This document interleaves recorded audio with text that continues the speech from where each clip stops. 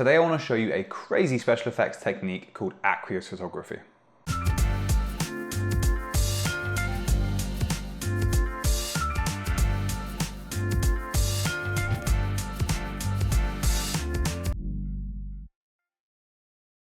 What's happening, guys? I first heard about the technique called cloud tank from the film industry. In photography it's called Aqueous, but in the film industry it's called cloud tank. It was first, I believe, I could be wrong, but I believe it was first pioneered during the filming of the films Close Encounter of the Third Kind, and then it was also used on Indiana Jones, I'm not sure which one. Basically, back in the days when you didn't have CGI and special effects crews had to create the effects that the director wanted, they had to come up with really inventive ways to do so.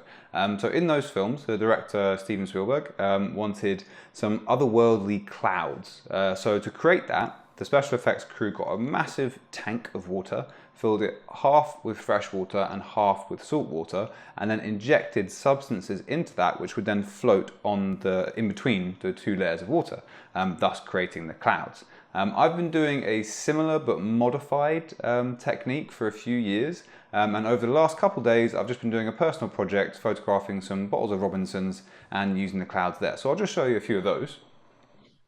So as you can see, it's pretty cool what you can create. Not all of the images come out like this, but these are just some of the best ones that I took from the last few days. You've got to understand that these are the raw images. My intention with these photographs is actually going to look very different to what you're seeing here, but I wanted to give you an idea of what you can actually do with this stuff. So I mean, my intention here is kind of to have the clouds cutting away the bottom of the bottle, wrapping around at the top, and the bottle sort of appearing from behind the clouds. So it's going to require a lot of editing. These are just some of the images that I captured from the day. I also captured some with no bottles in there at all, like just the clouds, so that I can use elements of those clouds to blend together and create the composite that I actually want. For our purposes, we don't need to create the two layers of water, we just need fresh water. So that makes the whole thing a lot easier. So what do you need? Number one, you need a fish tank. You don't want one too big because then that'll be annoying to empty and fill. You don't want one too small because then you'll be limited with what you can shoot inside of it. The one I have is roughly 60 centimeters long, 30 centimeters wide, and about 40 centimeters high. Sometimes I'd like one a little bit bigger than that, but most of the time it's a pretty good size, allows me to work quite quickly in terms of emptying and refilling, but then I also can get a good balance of kind of size of clouds and products in there. After that, you need the stuff you're going to inject into it. I use evaporated milk. Some people I've seen use paint or ink, and I've personally never tried those. I started using this and really liked the way it looked and have never tried anything else. Sometimes when I see people using paint and ink, I see the clouds have these kind of tendrils inside them, like sinews, and it just doesn't look very nice. I'm not saying that always happens, but I have seen that quite a lot, which I never see with evaporated milk. So I've just stuck to using that. After that, you need something to inject it into your tank. This is pretty important. I use a syringe. This is quite a big syringe. This is 100 milliliters, allows you to do quite a lot at the same time. But it's important about the nozzle at the top. You don't want one that's too wide or too small, otherwise it's going to affect how everything comes out. But this is something you're just going to have to experiment with. After that, I have some food coloring, which I use to color the evaporated milk.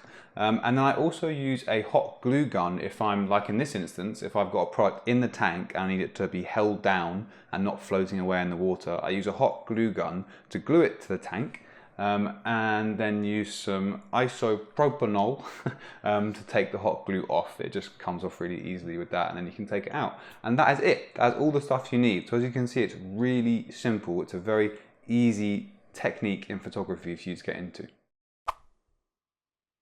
There are a lot of things to consider with this technique, but to stop this video being crazy long, I'm not going to go through all of them today, and a lot of it is kind of part of the fun of experimenting with this and figuring it out for yourself. But I did want to give you a quick little demonstration because it looks really cool. One thing I did forget to mention at the beginning of what you need is a trigger. Now you want a trigger to be able to fire your lights, because one hand you have the syringe and you're injecting into the tank, the other hand you need to be firing the camera with, so you need a trigger. Okay, so here we go. Now I usually tip the syringe over away from where I'm shooting because it's sometimes a drop will come out and that might ruin your shot.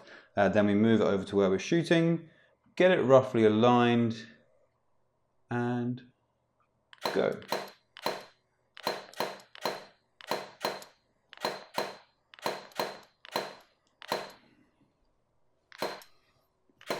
And you keep taking photos, or I do anyway, I keep taking photos as everything goes because you never know how it's going to develop.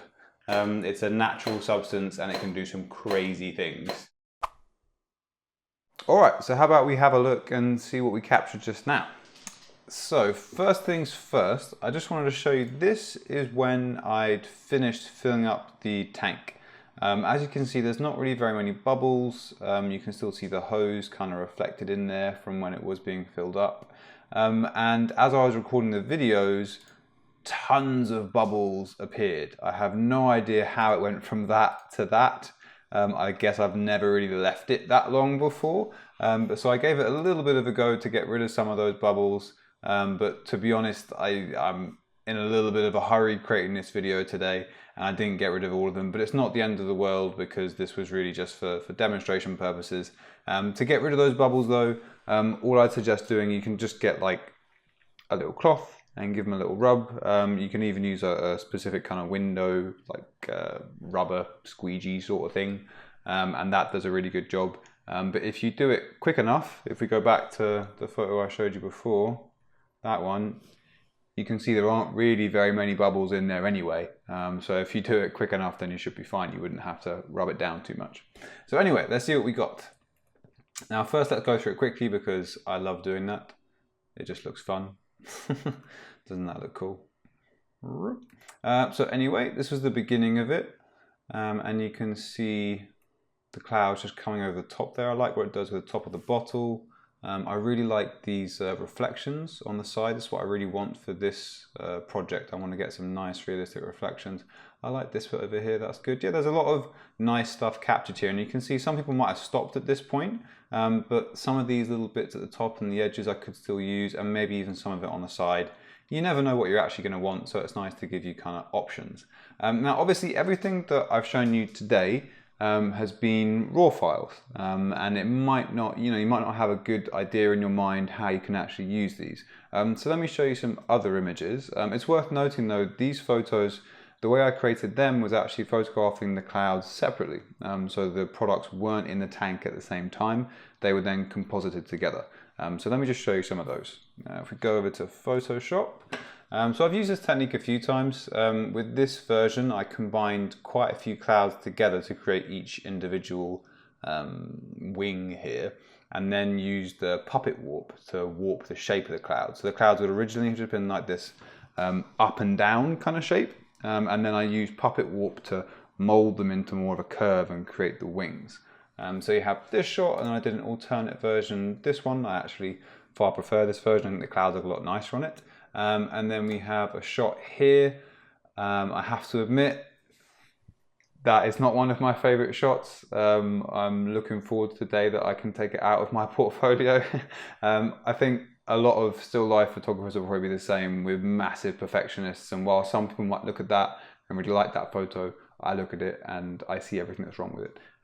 But anyway, there's a lot you can do with the clouds. So you see I've had them wrapping around that whole vape pen and creating that image. But anyway, we'll just move on again. Oh, yeah, okay, I need to profile correct my display. Thank you for the reminder. And then this photo. This is probably my favorite image that I have created using this technique. I had been a bit more experienced doing it at this point, and really liked the image that we created. So anyway, that's it for today. I really hope you enjoyed this episode. I hope that it's inspired you to give cloud tank or aqueous photography a go. If you liked it today, please hit the like button. If you want to see more from me, click subscribe, and make sure you click the bell button so you actually get notified whenever I create a new video. And that's it, guys. Thank you. Catch you later.